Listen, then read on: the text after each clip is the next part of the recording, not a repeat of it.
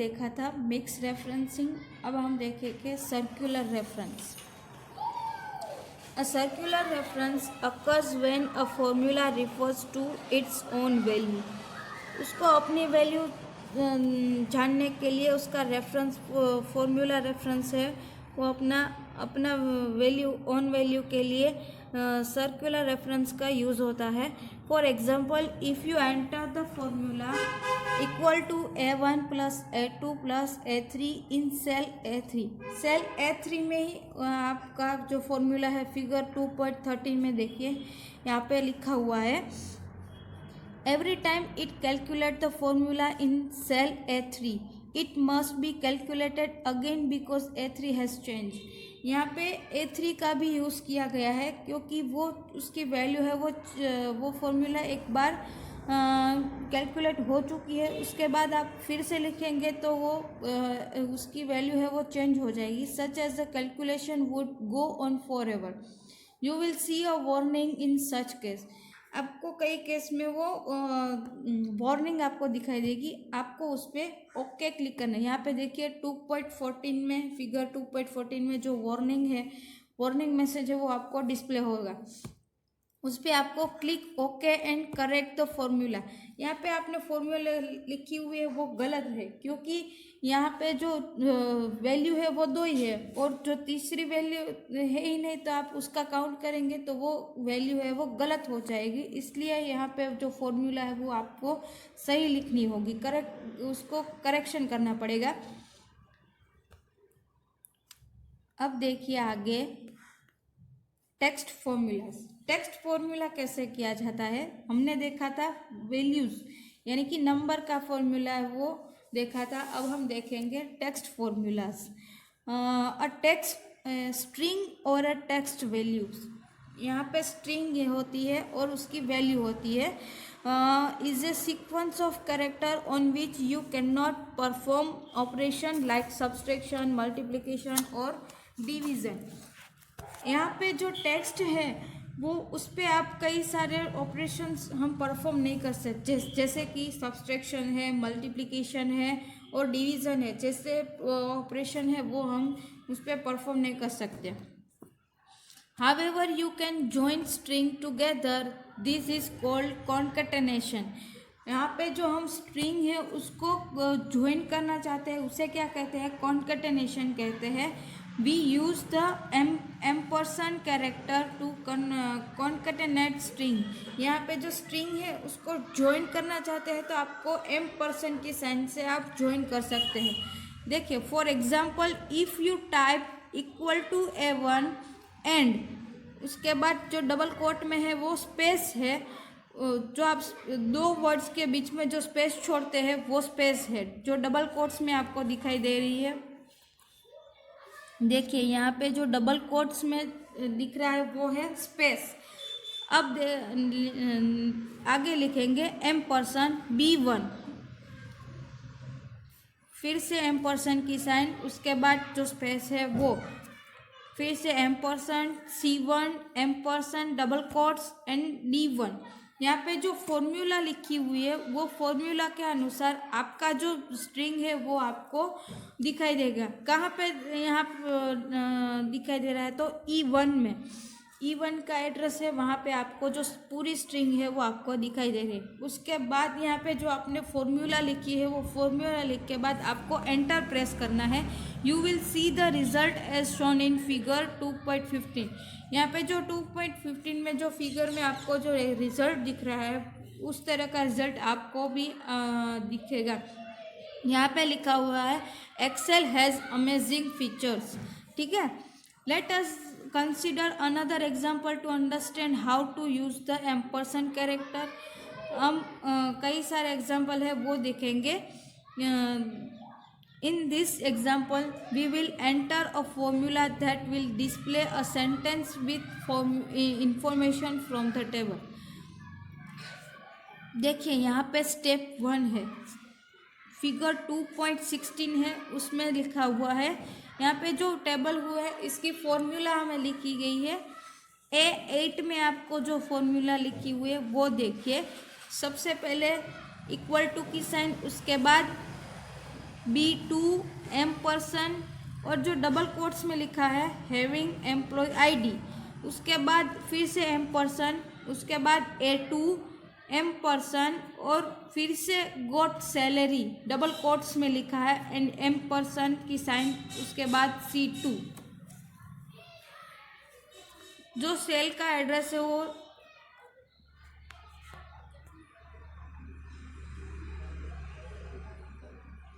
उसका आंसर क्या आएगा, तो B2 में सबसे पहले कौन सा नाम लिखा हुआ है, जस्मीन कौर। उसके बाद आपको दिखाई देगा Jasmine Kaur having employ ID, ठीक है।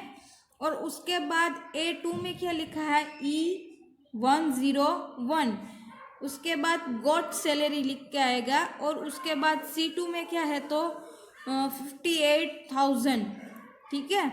यहाँ पे देखिए 2.17 में उसका आंसर लिखा हुआ है, ठीक है। Jasmine Kaur having employ ID E101 got salary 58,000, ठीक है। ये स्टेप 2 है। उसके बाद स्टेप 3 है। तो स्टेप 3 में आपको क्या करना है, तो जो स्टेप 2 में आपने क्या किया है, तो click cell A8 again and point the cursor to the small green square on the lower right corner of the cell. Now drag to cell A12। यहाँ पे जो आपने 8 में लिखा हुआ है उसमें आपको सिलेक्ट करना है और उसके बाद उसके जो उसकी पोजीशन, कर्सर की पोजीशन है, उसको स्मॉल ग्रीन स्क्वायर आ जाएगा। जो लोअर राइट साइड कॉर्नर है उसको आपको ड्रैग करना है जहाँ तक आपका वैल्यू है आप ले जाना चाहते हैं। यहाँ पे एग्जांपल में A12 तक का है, तो A12 तक आपको ड्रैग करना पड़ेगा। जब आप A12 तक ड्रैग करेंगे तो इस तरह का आपको रिजल्ट है वो आपको दिखेगा। फिगर 2.18 में release the left mouse button and see the magic of Excel 2013। The formula is copied to all cell in the range. जब आप एक बार फॉर्मूला लिखेंगे तो ये उसके बाद आप ड्रैग करेंगे तो जो सारी कॉलम है वो आपको आंसर है, वो सारा रिजल्ट है वो आप अपने आप आ जाएगा। आपको कॉपी करने की वो फिर से फॉर्मूला लिखने की ज़रूरत नहीं पड़ेगी।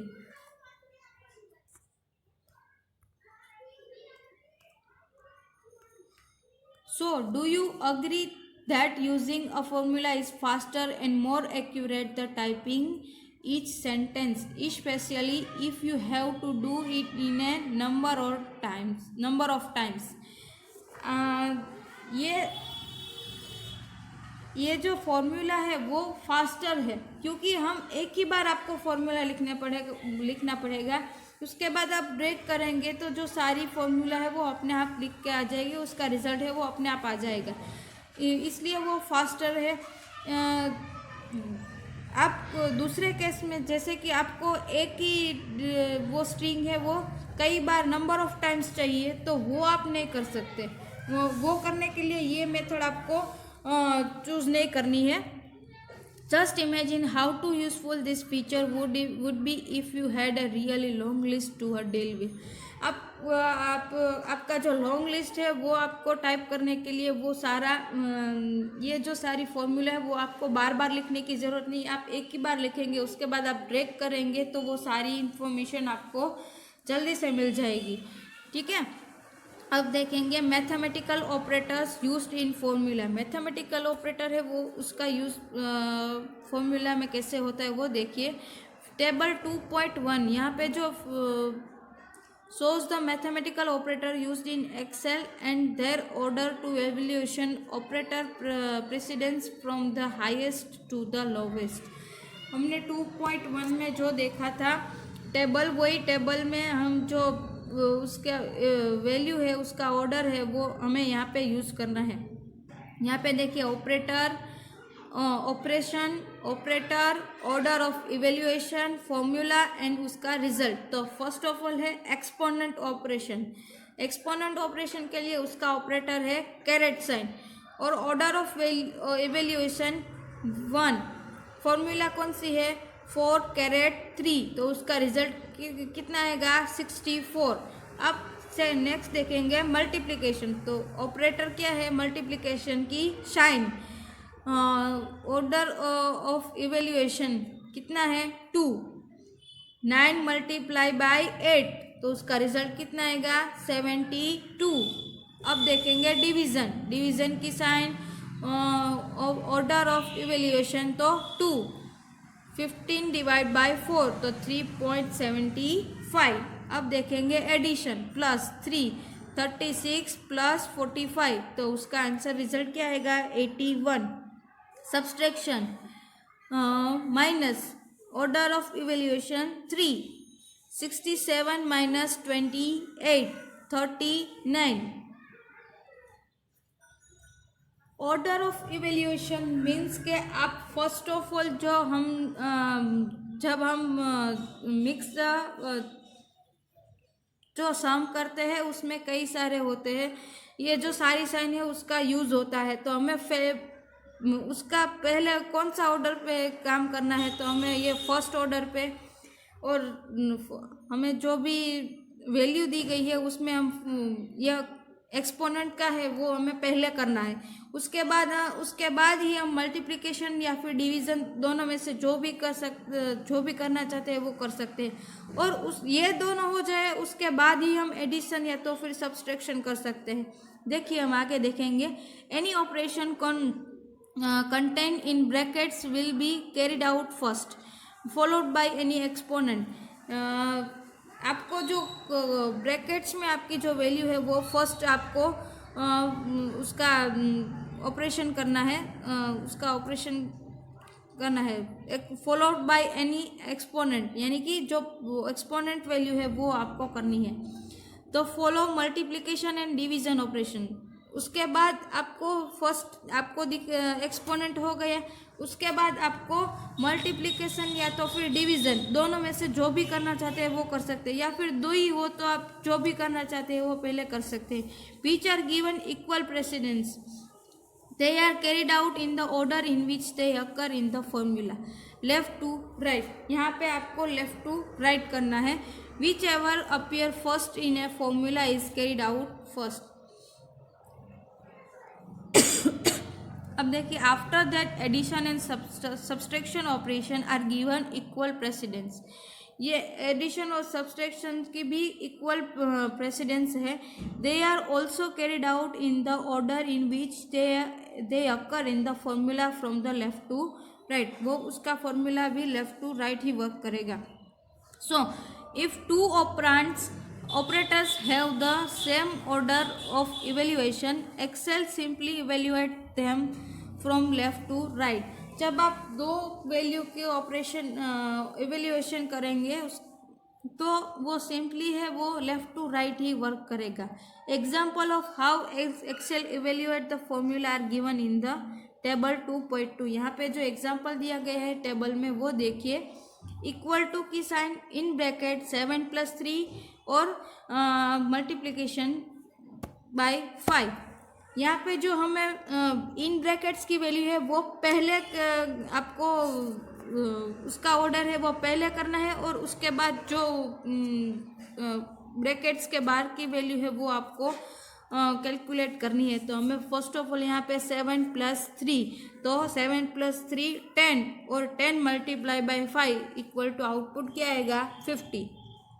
ठीक है, अब हम देखेंगे second formula 8 multiply by 2 division by 4।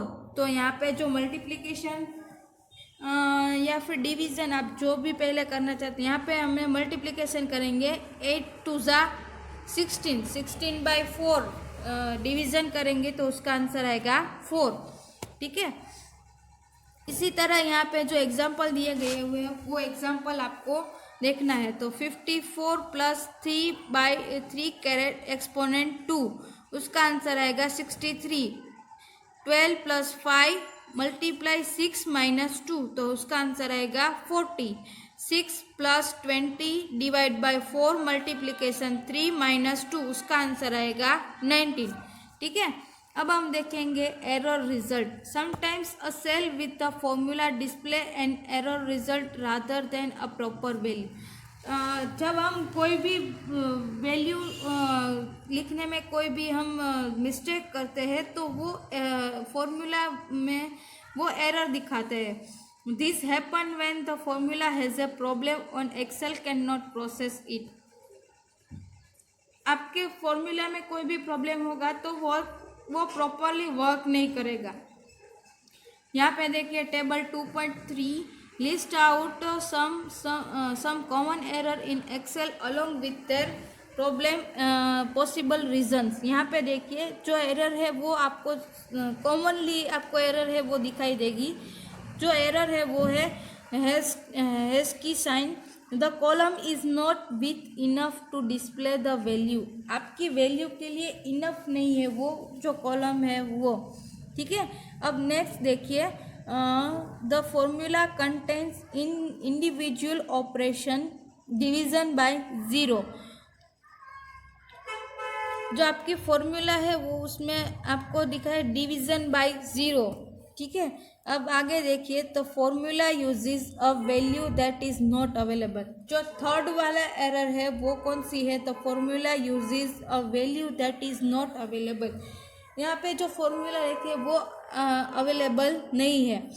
आपने जो गलत फॉर्मूला लिखी होगी तो वो ऐसी एरर दिखाएगा, ठीक है। अब आगे देखिए fourth a problem with the value, for example a negative number is specified when a positive number is expected.